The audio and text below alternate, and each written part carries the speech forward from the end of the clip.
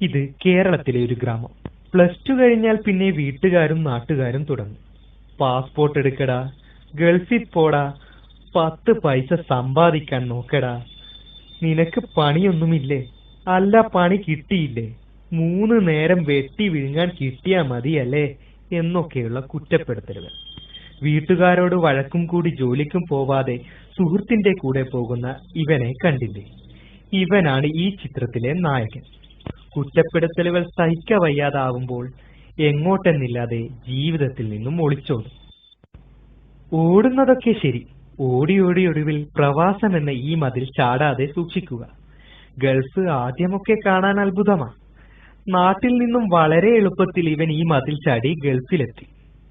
പക്ഷേ ഈ സിനിമയിലെ വില്ലനായ ഈ മതിലിനെ ഇവന് ശരിക്കും അറിയില്ല. ഇവിടെ കാണാൻ ആഡംബരത്തിന് ഒരു കുറവും കാണില്ല.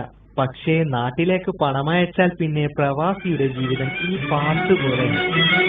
നയാ പൈസയില്ല കയ്യിലൊരു നയാ പൈസയില്ല, നയാ പൈസയില്ല കയ്യിലൊരു നയാ പൈസയില്ല, നഞ്ചു വാങ്ങി തിന്നാൻ പോലും നയാ പൈസയില്ല, നഞ്ചു വാങ്ങി തിന്നാൻ പോലും നയാ പൈസയില്ല, നയാ പൈസയില്ല കയ്യിലൊരു നയാ പൈസയില്ല.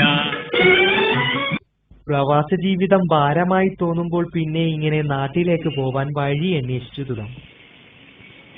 വിശേഷ ദിവസങ്ങളിൽ നാട്ടിലുള്ളവർക്ക് ആളെണ്ണി വസ്ത്രം വാങ്ങാൻ പണം അയച്ചു കൊടുത്ത് 3-4 വർഷം പഴക്കമുള്ള വസ്ത്രം ധരിച്ച് പ്രവാസി പുതച്ചു മൂടി കിടന്നുറങ്ങും. മൂട്ടകടി സഹിച്ച് പാതി ഉറങ്ങി ഒരാളുടെ ഭക്ഷണം 2 പേർ വീതിച്ച് കഴിച്ച് പാതി പട്ടിണി കിടന്നും എന്നിട്ട് സ്വരുക്കൂട്ടി വെച്ച പണം കൊണ്ട് നാട്ടിലെ കടബാധ്യതകൾ ഒരുവിധം തീർക്കും. അങ്ങനെ പോവാനുള്ള വഴി കണ്ടുപിടിച്ചു. ഉടനെ വീട്ടുകാരുടെ വക പേന, ചീപ്പ്, കണ്ണാടി മുതൽ 42 ഇഞ്ച് LCD വരെയുള്ള ഓർഡർ ലഭിക്കും.